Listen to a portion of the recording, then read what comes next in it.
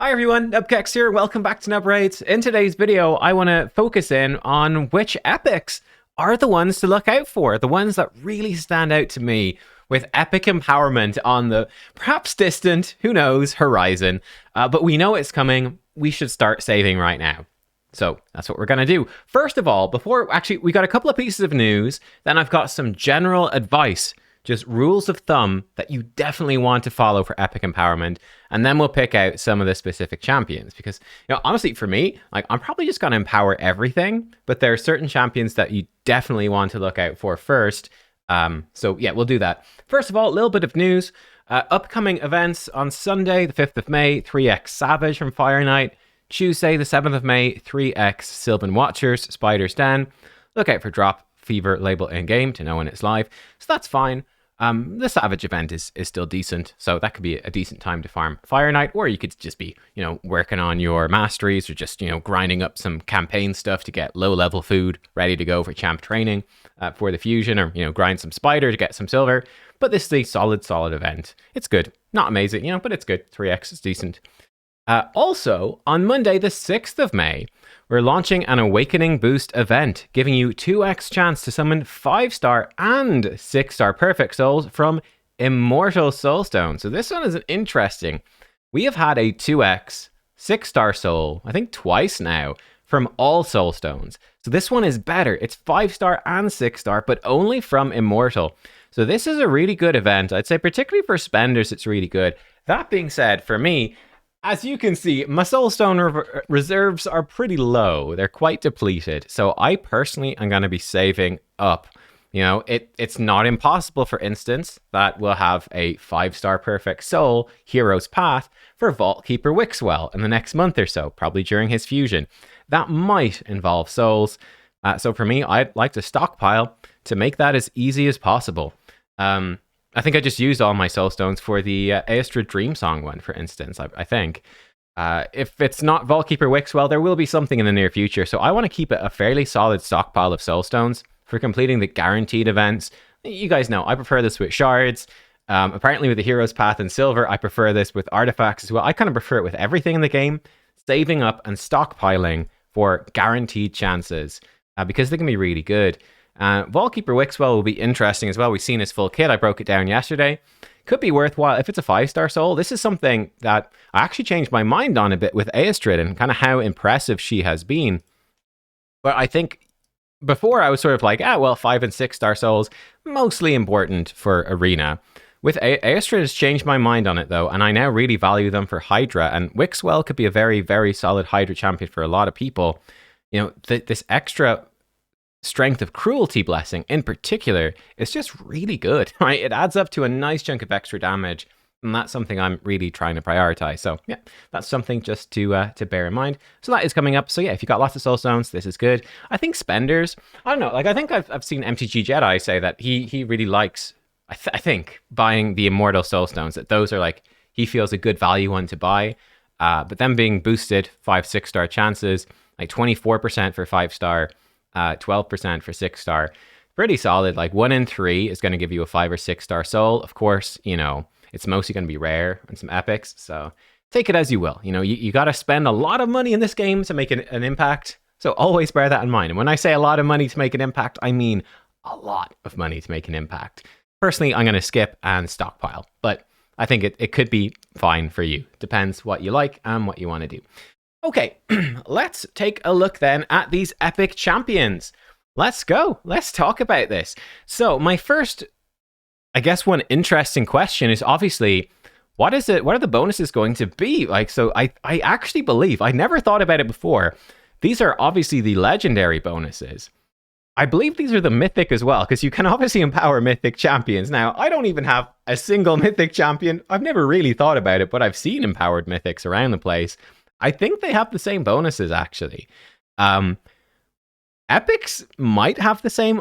They'll probably be weaker. I don't know, but even so, they're still going to be pretty powerful. So there's a lot of stats in here. I would say, generally speaking, these types of stats, right? These really benefit, I think, champions that dip into a lot of different ones of these pools, right? Because you've got accuracy, resistance in there, you've got speed, crit rate, crit damage, and you've got all these stats. So For instance, a couple of the epics I'd really be looking out for, just to throw them out as an example. One general type that will benefit very much from empowerment are damage dealers that also do debuffs. So Zargala, she's really, stood the test of time as just a really solid damage dealer who also brings decreased defense and even weaken as well. She's just very useful. She'll be really good for this. Again, the bonus speed is great because she's your decreased defense champion. The bonus accuracy, any bonus accuracy is great to land the decreased defense. Then if she gets crit rate or crit damage, she does a lot of damage, so that can add up to tons as well. The attack bonus is really nice. Obviously, you're not going to be building her with any defenses, so the extra HP and defense can be really nice. So she benefits from everything, not so much from resistance, but nearly everything. So she is one, that's an example of a champion that stands out. Any champion with debuffs that also does damage, any of them. Then another type that really stands out, and perhaps the champion I am most excited about for this, is Aboro, who can literally use everything. Aboro is exceptionally good in Hydra with Lady Mikage, right? Because her A1 puts 50% chance of decreased defense. It attacks all enemies if the target's under 4 or more debuffs. It's easy to enable that in Hydra, so her A1 is just a constant AoE that hits really hard. A Lady Mikage, she obviously... I will do a video on this when I get Lady Mikage. I've been waiting and waiting and waiting. But her A1 brings in a random ally from the shadowkin. So that's a sick feature, right? You can just have Aboro like machine gunning out with Mikage all these AoE A1s, which is really strong. But Aboro also self-buffs, right? Self-buffs with a lot of buffs. So she can mischief tank. So you can do a lot with Aboro. High resistance, she can mischief tank. Accuracy, she can place her decreased defense. Attack, crit rate, crit damage, she can hit really hard. Speed is obviously just great in general. HP and defense to keep her alive in Hydra. She literally benefits from every single stat and is potentially really good. Like I even think, going to 6-star awakening on her is pretty crazy value because you can go crushing rend and her damage just probably, I think crushing rend for Nightmare Hydra, I think it probably doubles your damage. Unless you're capped by enemy max HP, but for normal damage dealers, I'm pretty sure it basically doubles your damage. Like it's kind of nuts. So yeah, anyway. There you go. She's one that stands out. So those are the general benefits for it. Now, also, other general tip, I would first prioritize your faction guardians. I do think faction guardians comes first. That is what you want to focus on. Build it up. Because look, I mean, even +6 speed for all of your epics in that faction, that's just too valuable. You don't want to give that up because it applies to everybody. We can see here, for instance, that if we compare the epics to the legendaries, right? The flats, the core stats are the same. Accuracy and resistance, you get half as much. And then speed, you're getting, not quite, slightly more than half as much. So we could probably expect something similar, I guess, from the empowerment. Let's guess that. We'll see. Yeah, I would finish the faction guardians first, basically over everything. So like, let's say Stag Knight, he's a great champion. Love to empower him. For me, I would probably be looking now to come in and say, okay, look at this. Like I can put in 2 of these. Great. Yeah, let's put in her. I'll just keep her as a spare copy, and now I can empower my Stag Knight, and I'm good to go. But let's say I didn't have any backups here. I would keep Stag Knight in there until I got more epics to fill this in, and then I would do that. Then I'd replace for any of your really good epics. So that'd be a general thing. Faction Guardians comes first. Same thing with legendaries. Faction Guardians comes first. Let's take a gander then at each of the different factions, and I'll just point out some of the main ones. Here's the thing, like, I would look to empower everyone. I would, eventually, because you never know. There can be faction-specific tournaments. There could be content like Cursed City. So there is that.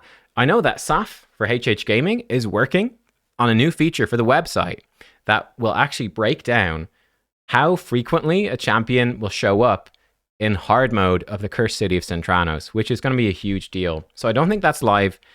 I know he's working on it. It's not live yet. I know he's working on it. So, we've obviously got some time until this epic empowerment goes live. So, yeah, we'll see. Like, it could be months, so it could be. So we'll see. Hopefully it will be up and running by then, but that would be a really helpful tool. It's not available right now, but I'm sure that with the announcement of epic empowerment, Saf's going to be working on it even more. So stay tuned on hellhades.com to check that out. And that's a good one to compare. And that would help you make a judgment. Perhaps some of these champions kind of suck. I would still empower them anyway. The cost is a 4-star chicken. It's not that big. Let's look at some great examples for ones that are really worth empowering. I say Stag Knight definitely stands out. He can do some decent damage. He's, your classic decreased defense, attack, even decreased speed, just universally good. So Stagnite, really good. He can do good damage, so he really benefits quite a lot. He's a big one here. Lady Annabelle could be one to look at as well. If you use her to solo Bommel, it'll just make it easier to do. Like the extra defensive stats and speed will make it much easier to build her as a solo. So she stands out. Ursula the Mourner, great Hydra champion. Doesn't benefit crazy much, but the speed, the accuracy resistance, the defensive stats can be very helpful. So I think that she'd be one to try to get, definitely save copies for her as well. Archmage Helmet, you can only get one copy of him, so I don't know how this is going to work, but again, he is very useful with his AoE stun and his buffs, so he could be a decent one to empower for sure, but I don't know how you're going to do it, because you can only get the one copy. Then obviously any of the damage dealers will really thrive, but they would be the main ones I'd be looking at there. For High Elves, there's actually there's actually several really good ones. I mean, the big one here, no question, end game, viable even, is Neldor Rhineblade. This guy is super good for Fire Knight, triple hit for hard Fire Knight with the chance to freeze. And his passive, whenever an ally places freeze, he has a chance to do his A1 as well. He's really good for hard Fire Knight. He also, again, he's got debuffs here. He has AoE damage with debuffs as well. So he really multi-dips into stats. He wants all the attacking stats. He wants lots of speed, the crit damage, accuracy. He wants lots of stats, so he will really benefit you. So yeah, he is definitely one to look out for Fire Knight. Skaramis is great for Hydra. He's not that hard to build, but it will help you. The resistance and accuracy is quite nice. He's sort of a mini Krisk with Provoke. He can Mischief Tank. He can decrease attack, even decrease their buffs. So he's a solid budget champion. He's really good. Royal Guard will be fine to build up. Now, his damage is obviously capped, and it's more dependent on crit damage, but a few extra stats on him don't hurt, and definitely accuracy is really nice for the decreased speed, decreased defense that he can place. So he's not bad either. Any other big ones? I don't think that any, again, you've got, Ethlin is a great damage dealer, all of that, but they'd be the main ones I'm looking for. Vergis can solo quite easily the Scarab boss. Again, the extra stats on him would make that a bit easier. But they'd be the main ones I'm looking at.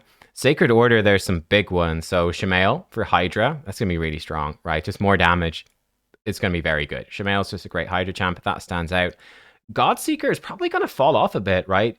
We know that they're aiming to make Sand Devil easier, so Godseeker would be less important. And also making Iron Twins easier. Iron Twins and Sand Devil are her two main places where she shines endgame. So with those becoming easier, she's not going to be as essential, but she still will do really well. She actually's got pretty good damage. And she's a reviver, so she loves the tanky stats. She loves the damage stats. She can even decrease enemy buffs a bit, so she even likes the accuracy.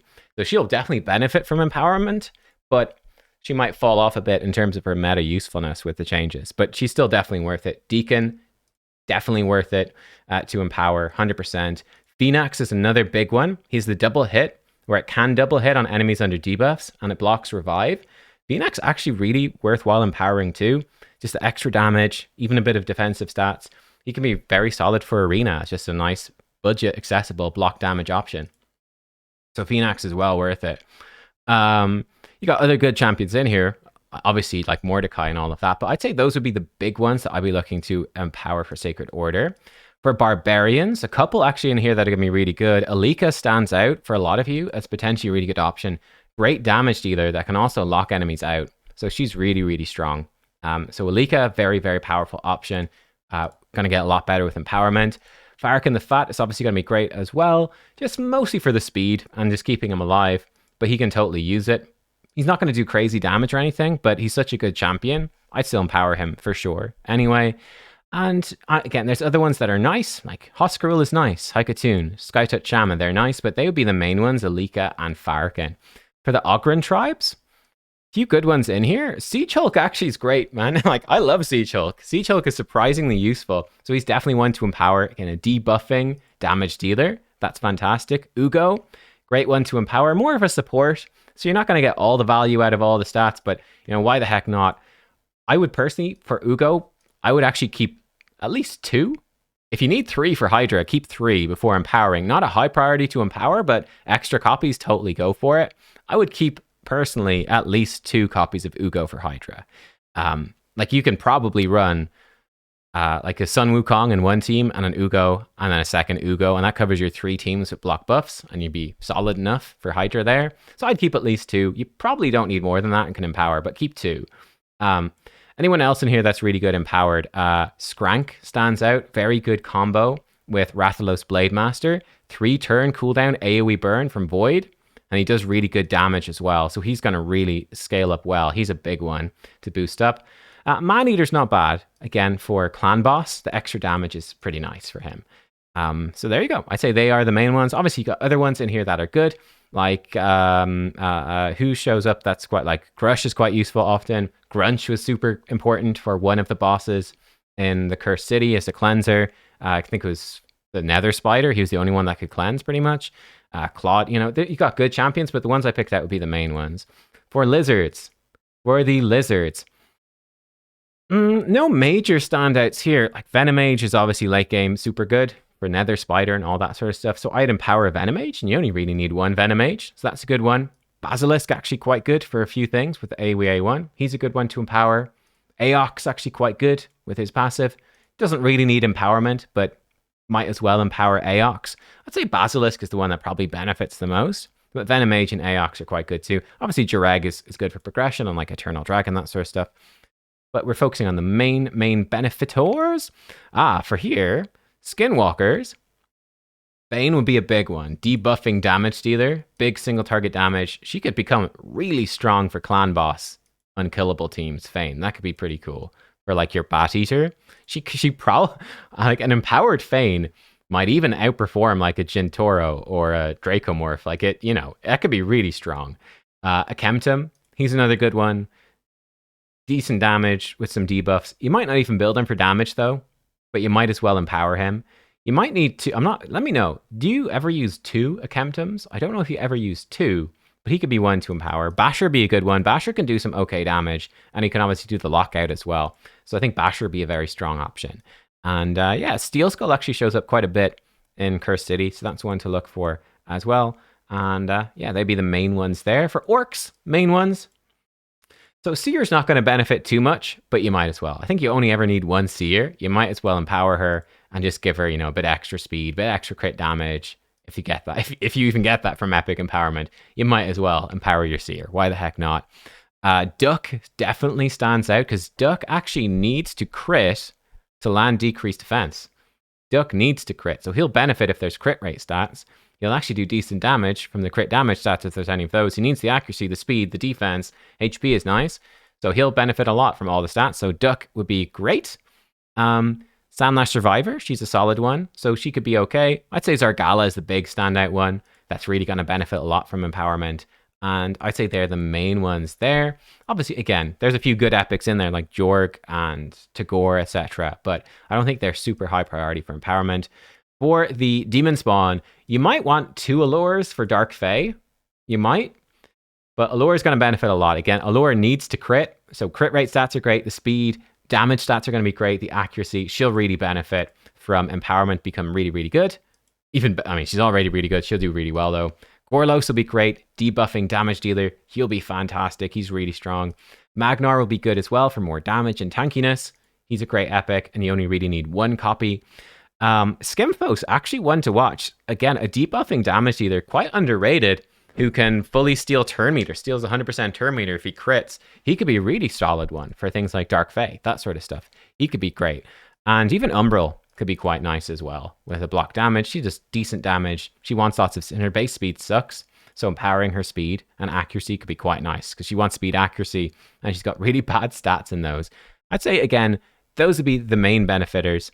They'd be the ones that are standing out to me as particularly good. For Undead, I think this new Ostrox guy is quite strong for block buffs option. He could be a nice option for block buffs and some boosting up. I've not used him or anything. I don't even have him, but he could be one to look for. Kafru, he's like an okay sort of little damage dealer. I think he can do some funky like taunt type stuff. Again, I've not really used him or done much with him, but he might be good.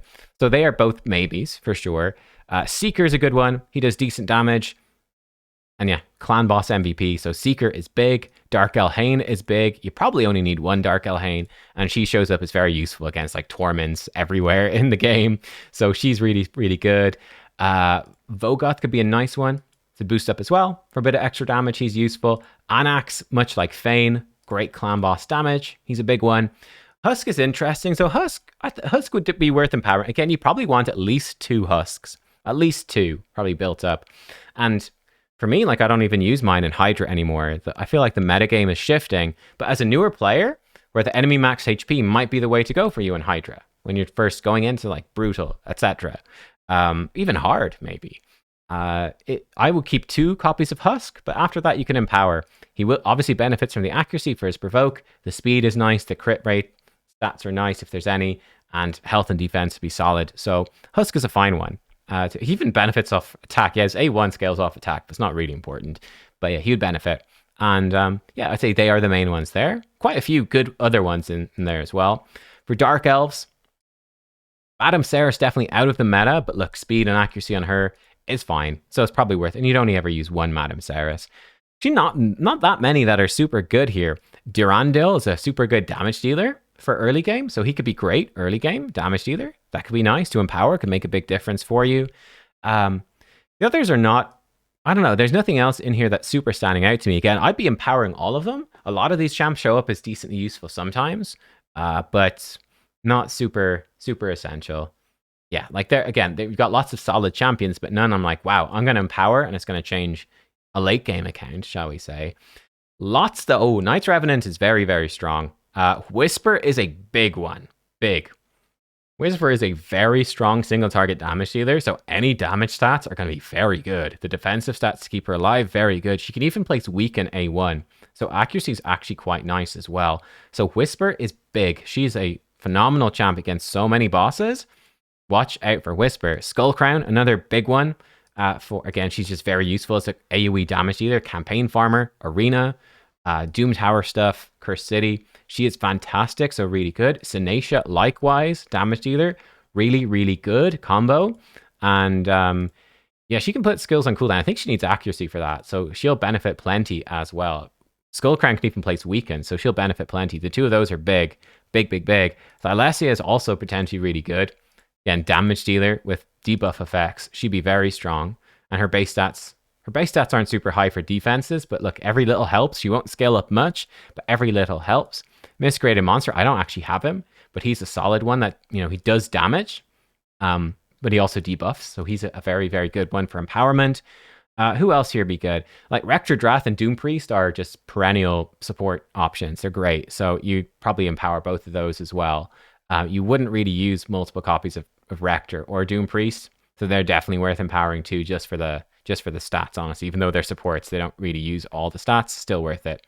For the dwarves, a couple of really good ones here. Filja could be one to watch out for. Nice damage dealer, very good for Dark Fae, so she could be a great early game damage dealer. Gala, again, great early game damage dealer, great single target damage dealer early game. She could be a really good one as well. Firegun Isbel, she benefits with the bombs. She's actually a great champion and AoE weaken too. So Firegun Isbel is actually super worthwhile empowering, one to watch out for. Rugnor can be an early game clan boss champ, so he could be decent. I'd say Morag definitely stands out as late game. She really goes well into the late game for Cursed City with the mini ally attack and the AoE damage. She's a great defense damage dealer, so she'll be very, very good late game for sure. Demitha, also worth empowering, especially if you use her for clan boss. Obviously, be careful with speed for any clan boss champion not to break your speed tune. So she doesn't benefit too much from the stats, but she's such a good champion, you kind of might as well. Like Melga, similarly as well. I say Isbel is the big benefitter. And then you got a few early game options. Morag stands the test of time. She's worth it. Geomancer won't benefit too much. Actually, you might as well. You know what? Like, he does have decent attack multipliers. If you do use him for Hydra, it's actually probably quite good. That A1, just slamming out the damage, it probably adds up. Again, Geomancer is a champion you could build a couple of copies of. So you might want to keep at least 2 copies of Geomancer before thinking about empowering him. I'd probably keep 2 copies. But yeah, you'd obviously empower Geomancer, obviously enough. Epics then for the Shadowkin. Few good options. Genbo, early game. Even mid-game. Mid-game arena champion. So he's obviously going to benefit from the damage stats, for sure. Oboro, like I said, is one of the most hyped ones for me because we're late-game potential even at Lady Mikage. And she is going to benefit from all the stats, so she is a super high priority. Suiren isn't particularly good, but you know, look, she is an AoE decreased defense champ, so she'd be good to empower too. Taragi is a good one. He's worth it. He shows up as useful a lot. So does Hitatsu, just generally useful. He can do decent damage too. So Hitatsu's well worth it. Nagoryo's another early game damage. Quite solid damage either, so he's good. And then Fenshi stands out for Fire Knight stuff. Really for Cursed City, but he'll benefit. Again, he's a debuffer. That does good damage. So he will benefit quite a bit. So there's sort of the main ones. Yeah, I'd say they are the main ones there. And then finally for the Sylvan Watchers, the final faction, we've got some couple of good ones. Not that many. The big one would be Mistrider Dahi. Obviously, debuffer, does damage, great champion. He will thrive.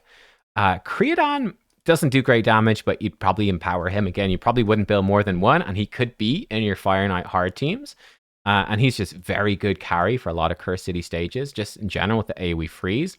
So he's a really good one. Really, really good. Ruella, I use her for Sand Devil. Not really that important to empower her, but I mean, to hit the speed and accuracy thresholds, she does decent damage as well. So she's decent, not super urgent. Dahi would be the big one. And then obviously you've got other good champions, like Wiranon is okay for Faction Wars, and like Nia is good. You might want to keep 2 Nias. Oh, I should point that out. Nia, you can run double Nia comp, especially with Trunda, double Nia, you know, for Hydra. It's a good budget comp, not to do ridiculous damage. So you keep probably 2 copies of her before empowering. But then she'd obviously be one that would benefit from empowering as well. And yeah, again, you got other good champs in here. So they're the main ones. Like, I just wanted to point out, like, the main ones I'm looking to empower. Because like I said, for me, I'm going to try and empower everything, you know? Like I said, the cost is losing out on some 4-star chickens. It's not that big of a cost for having a really good selection of champions for any future content or updates to Cursed City, or any content like Cursed City, to any faction-specific tournaments, any epic-only tournaments, anything like that. I want to have just everyone +4. Maybe the epics only go to +2. I don't know, right? But I want to empower all my epics. Is going to be my goal. But those would be the ones I'd have a priority on. And, you know, like, I tell you, if there was a good progressive, like, Void Legendary, like, yeah, I mean, if it was like Sulfurion Aboro, I'd be like, oh shit, I'm tempted with my Void charts now. You've got my attention. You got my attention, Raid. Try to get that Aboro, you know, that sort of thing. So let me know, was there anyone I missed? I'm sure there's probably somebody I missed. And like I said, there's lots of good champions I didn't mention. Like in Dark Elves, there's a few. Like, I don't know, who that, like Sylar. Sylar's a good champion. She's fine to empower. It just doesn't stand out massively to me. I try to focus on the ones I think that will give you big value through basically all stages of the game. So there you go. Let me know. And thanks for watching. I'll see you all next time. Goodbye.